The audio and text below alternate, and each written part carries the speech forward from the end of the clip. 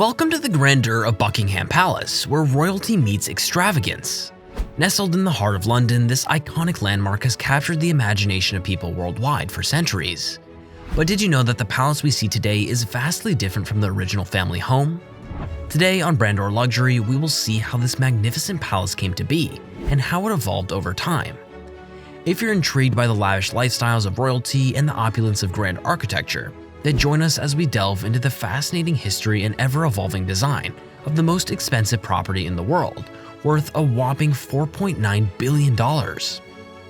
Get ready to step into the lap of luxury as we take a closer look at Buckingham Palace's opulent interiors and extravagant features. And that's not all. We'll also be uncovering some fascinating facts and traditions that make this iconic landmark so captivating.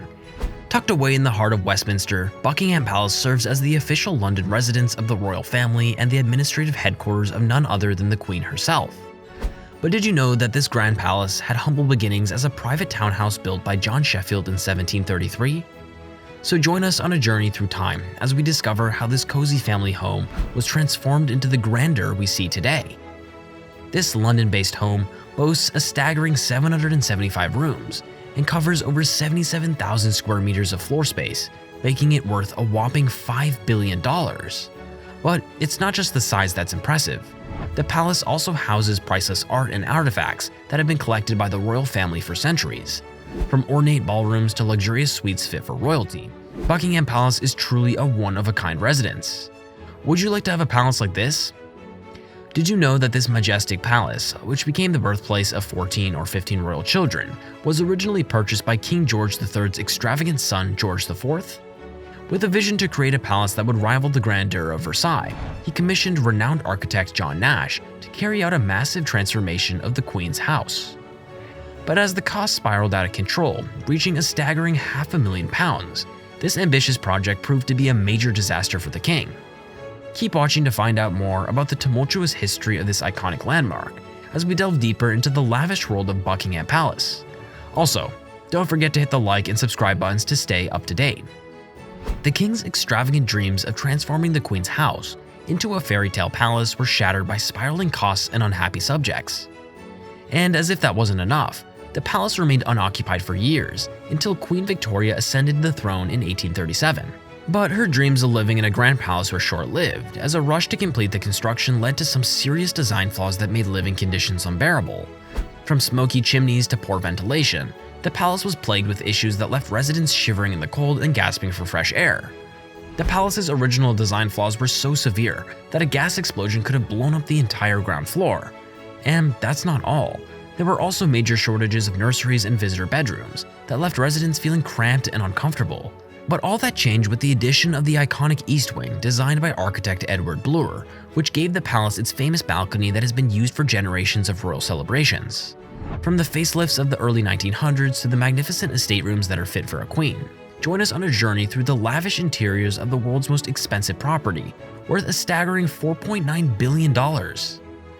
So, are you ready to step inside the stunning staterooms of Buckingham Palace, where royalty has entertained guests for centuries?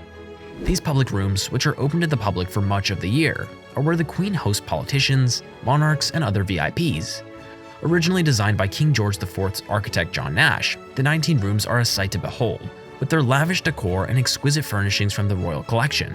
From the ornate ceilings to the stunning artwork adorning the walls, the staterooms are a true testament to the grandeur of the British monarchy. There are paintings by artists like Van Dyck and Candelero, as well as some of the greatest furniture ever made. The enormous throne chamber, with its stunning chandeliers and scarlet walls, the music room, where visitors are introduced to the Queen, and the magnificently decorated white drawing room, which the royals use as a lavish welcome room, are some of the largest guest rooms. The Grand Ballroom is the biggest chamber of the palace. When the Queen is hosting significant visitors, this also serves as a banquet hall. Did you know that Buckingham Palace has its own post office, police station, doctor, cinema, and pool? And that it was one of the first buildings in London to be fitted with electricity? During World War II, the palace was a prime target for the Germans, but King George VI and Queen Elizabeth refused to leave. And if you see the royal standard flying above the palace, you know the Queen is inside. Plus, it takes 10 days to prepare the Grand Ballroom for a state banquet. You will be amazed to know that if you see the Union flag flying above the palace, the Queen is not in residence. In 1914, the palace was at the center of the suffragette campaign, when a group of women breached the gates to present their petition for women's right to vote. Let's step inside the grand entrance, where you'll be greeted by the impressive marble hall and bow room. As you make your way to the grand staircase, don't miss the green drawing room, a waiting area filled with green walls and furniture. And finally, take a stroll through the picture gallery before entering the throne room, where the Queen and Duke have designated seats.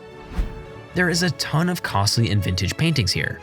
The white drawing room, another space for intimate meetings, is shown here. This chamber has a hidden entrance that the Queen can use to access. The music room, which of course features a wonderful grand piano, is concealed in this wall as a mirror. The state dining room, the blue drawing room, and the east and west galleries are all located here. And the ballroom is in this big space. There are several elegant dinner parties conducted here, and about 200 guests typically attend. The Queen and her husband, the Duke of Edinburgh, do not only reside at Buckingham Palace as their official London residence. In actuality, the Duke of York, his wife, and their daughter all call it home. Indeed, this is still St. James's Palace, a little-known palace in London. It is still customary to announce a royal birth or death to the public by placing a notice on the Pisces gates. Hence, Buckingham Palace has had a highly interesting and occasionally contentious past. It may be because of this that it is such a sought-after tourist attraction, but for many others it stands for everything admirable about Britain and its royal family. The royal family is a great choice for anyone looking to experience some tradition. The changing of the guard is a daily ceremony where the old guard is replaced with a new one, complete with red tunics and bear skin hats. And don't miss the trooping of the color in June, where the Queen's unofficial birthday is celebrated with a Royal Air Force flypast. But controversy surrounds the palace's finances, with a £369 million refurbishment announcement in 2016 leaving many outraged. Yet, we must remember that Buckingham Palace is more than just a home for the Queen. Buckingham Palace is not only the official residence of the British monarch, but it also serves as a significant tourist attraction, drawing millions of visitors each year. The palace is open to the public for tours during the summer months, providing a rare glimpse into the lavish lifestyle of the British royal family.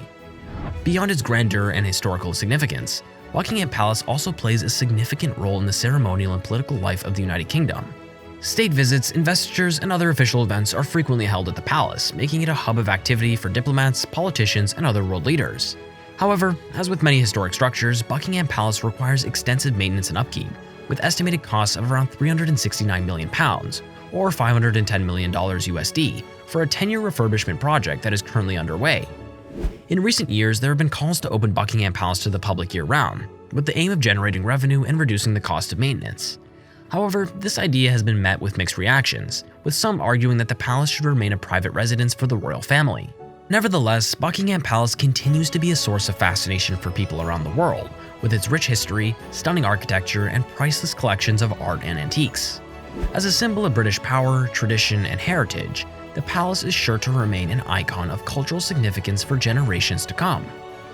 And there you have it, a glimpse into the rich history and traditions of Buckingham Palace. From the grandeur of the staterooms to the daily changing of the guard, this palace has captivated visitors from all over the world. What do you think of the controversies surrounding the palace's finances? Should the taxpayer finance a royal restoration project? So, what's your favorite home on our list? Which one do you think is too over the top? Let us know in the comment section below, and don't forget to like and subscribe to The Riches for more jaw-dropping content. See you next time, and don't forget to like and subscribe for more fascinating insights into British culture and history. So, did you enjoy the video? Let us know and we'll see you in the next one.